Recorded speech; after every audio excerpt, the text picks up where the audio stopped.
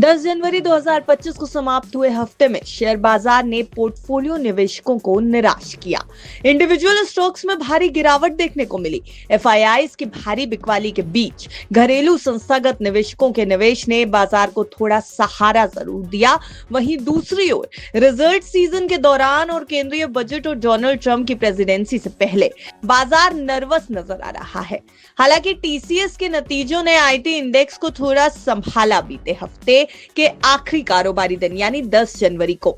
अब निवेशकों के मन में एक बार फिर से ये सवाल घूम रहा है कि जब बाजार अगले हफ्ते खुलेगा तो क्या बाजार में थोड़ी रिकवरी आने की उम्मीद रहेगी या फिर से निवेशकों को एक बार झटका ही मिलेगा।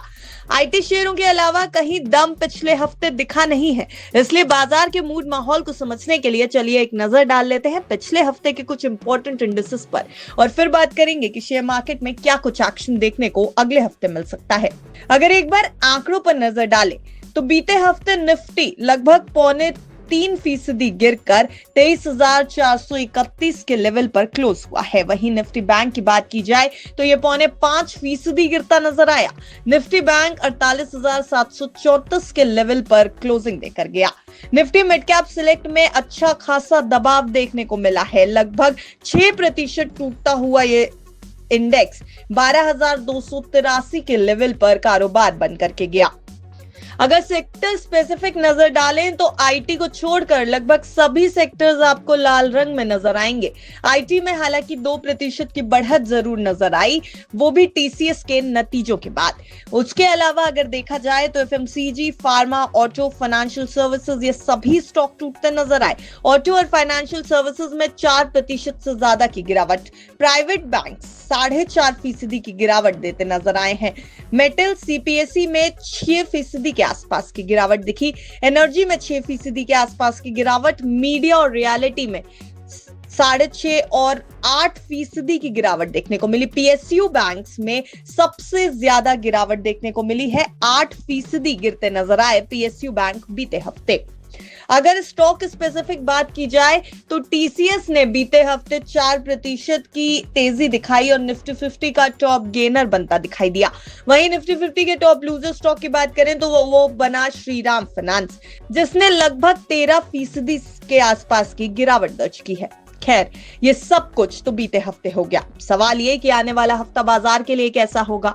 तो क्या नए हफ्ते में बाजार कोई नया रंग दिखाएगा, कोई नई चाल दिखाएगा? क्या इसके लिए निवेशकों को तैयार होना चाहिए? तो नए हफ्ते में सभी की निगाहें कंपनियों की दिसंबर 2024 तिमाही के रेवेन्यू और Q3 नतीजों पर होगी।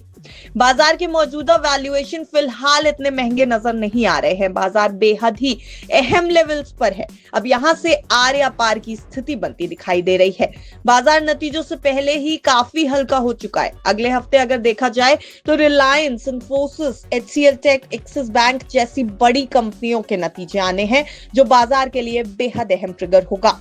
एक बार अगर नतीजों की तारीखों पर नजर डालें तो 13 जनवरी अहम दिन है। एचसीएल टेक का इस दिन नतीजा आना है। इसके साथ ही डेल्टा कॉर्प और एंजल वन और आनंद राठी वेल्थ के भी नतीजे 13 जनवरी को ही आएंगे। 14 जनवरी को एचडीएफसी, एएमसी और शॉपर्स स्टॉप के नतीजे आने हैं। वहीं 15 जनवरी को एचडीएफसी लाइफ, एलएनटी टेक के नतीजे आने हैं। 15 जनवरी की ही बात अगर करें तो रिलायंस इंफ्रा के भी नतीजे और इंडिया बुल्स के नतीजे इसी दिन आने हैं।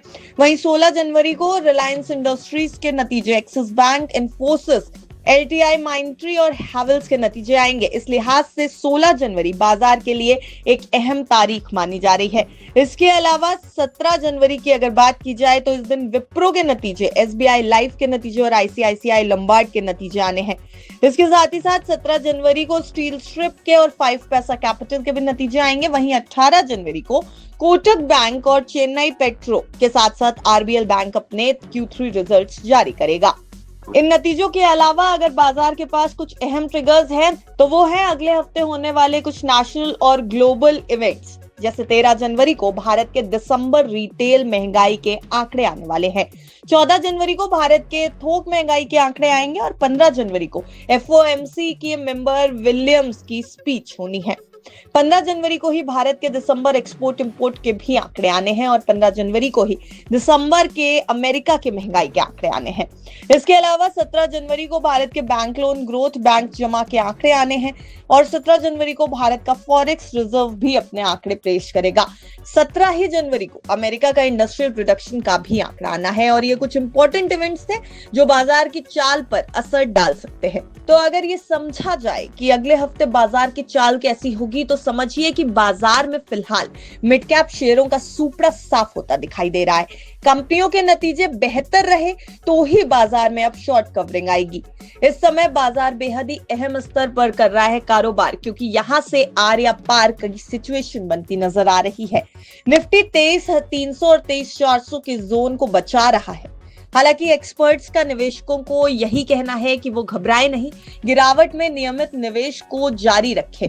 अक्यूमुलेशन के लिए बाजार में ये समय अच्छा हो सकता है, इसलिए लॉन्ग टर्म निवेश की तरफ ध्यान देना पोर्टफोलियो निवेशकों के लिए फायदेमंद होगा। हालांकि बाजार के पास कुछ नेगेटिव ट्रिगर्स हैं, जिसमें सबसे पहले नंबर पर आ रहा है क्रूड ऑयल। दरअसल कच्चे तेल में जोरदार तेजी है। ब्रेंट क्रूड का भाव $80 प्रति बैरल के करीब पहुंच गया है। 2 हफ्ते में ब्रेंट का भाव 10% से ज्यादा बढ़ चुका है। ब्रेंट क्रूड के अलावा भी अगर देखा जाए तो डॉलर के मुकाबले रुपए में गिरावट जारी है और ये बाजार के लिए बेहद ही नेगेटिव ट्रिगर माना जा रहा है। डॉलर के मुकाबले रुपया रिकॉर्ड निचले स्तरों पर पहुंच गया है। $1 का भाव इस समय $86 के पार पहुंच गया है।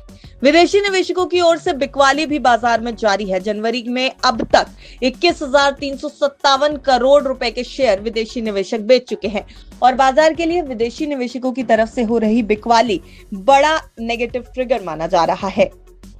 पिछले कुछ समय से निफ्टी ने कई तरह का रुख दिखाया है। अगर कुछ इंपॉर्टेंट लेवल्स की बात करें तो निफ्टी के सपोर्ट लेवल 23,350, 23,270 माने जा रहे हैं। वहीं रेजिस्टेंस लेवल की अगर बात करें तो निफ्टी के लिए ये 23,600, 23,730 है। बैंक निफ्टी पर आते हैं और बैंक निफ्टी के सपोर्ट लेवल यहाँ पर 48,450, 48,350 माने जा रहे हैं। वहीं बैंक निफ्टी के रेजिस्टेंस लेवल्स पर अगर नजर डालें तो यह 49,250, 49,350। रिटेल निवेशक फिलहाल बाजार में नर्वस दिख रहे हैं। अभी भी बाजार में उतार चढ़ाव की पूरी संभावना दिख रही है। एक्सपर्ट्स के निवेशकों को सलाह यही है कि वो वेट एंड वॉच मोड में रहें।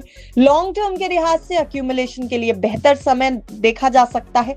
हालांकि ट्रेडर्स को थोड़ा सतर्क रहने की जरूरत है, ये मार्केट एक्सपर्ट्स का मानना है। फिलहाल एक्सपर्ट्स थोड़ा थोड़ा निवेश करने की सलाह दे रहे हैं। एक साथ पूरी पूंजी बाजार में ना लगाने की भी सलाह है। अगले हफ्ते रिलायंस, इन्फोसिस, एचसीएल टेक, एक्सिस बैंक जैसे नतीजे आने वाले हैं और इन कंपनियों के नतीजे बेहतर रहे तो ही बाजार में शॉर्ट कवरिंग आती दिख रही है। वैसे अगले हफ्ते भारत, यूएस, यूके के महंगाई आंकड़ों पर भी बाजार की नजर रहेगी। तो अब देखना यह होगा कि बाजार आने वाले हफ्ते में क्या कुछ रुख दिखाता है। आपको क्या लगता है कि अगले हफ्ते बाजार में थोड़ी रिकवरी की उम्मीद है? क्या बाजार संभलता नजर आएगा? फिलहाल आपका बाजार को लेकर के क्या नजरिया है, हमें कमेंट बॉक्स में जरूर बताएं। लेकिन एक जरूरी बात, ये पूरी खबर सिर्फ आपकी जानकारी के लिए तैयार की गई है। अगर आपको बाजार में कहीं भी निवेश करना है तो अपने फाइनेंशियल एडवाइजर की राय लेना बिल्कुल ना भूलें। उनकी राय के बिना कहीं भी दाम ना लगाएं। बिस्तक की आपको यही सलाह है।